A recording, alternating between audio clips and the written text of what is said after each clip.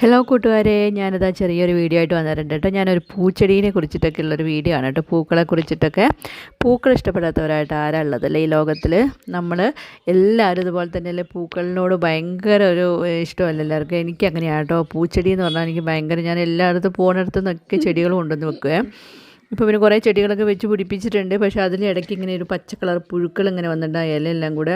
പിന്നെ വാൾസം ചെടിയിൽ കുറേ കളർ വെറൈറ്റികൾ, ഒരു 10-30ഓളം വെറൈറ്റികൾ ഞാൻ ഉണ്ടാക്കിയിട്ടുണ്ടായിരുന്നു. ഇപ്പോൾ അതെല്ലാം പോയി. ഇപ്പം കുറച്ച് ചെടികളേ ഉള്ളൂ. അതെല്ലാം ഇങ്ങനെ പുഴുക്കൾ വന്ന് തിന്നിട്ട്.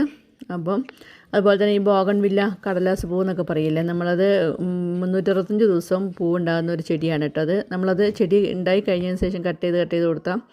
അതുപോലെ തന്നെ റോസൊക്കെ, നമ്മളൊരു കുഞ്ഞ് റോസൊക്കെ നട്ട് കഴിഞ്ഞാൽ അതിലൊരു മുട്ടുണ്ടായി നമ്മൾ ആ വിരിഞ്ഞ് കാണുമ്പോൾ നമുക്കുള്ളൊരു സന്തോഷം പറഞ്ഞറിയിക്കാൻ പറ്റില്ല.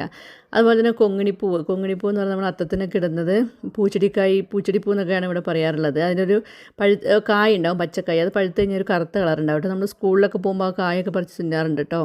പിന്നെ അതിന് ഇലയായാലും നമ്മളെ നാക്കിലൊക്കെ ചെറിയ പരു പോലെ ഉണ്ടെങ്കിൽ ആ ഇല കൊണ്ടൊന്ന് തുടച്ച് കഴിഞ്ഞിട്ടുണ്ടെങ്കിൽ അത് പാടെ മാറിക്കിട്ടും.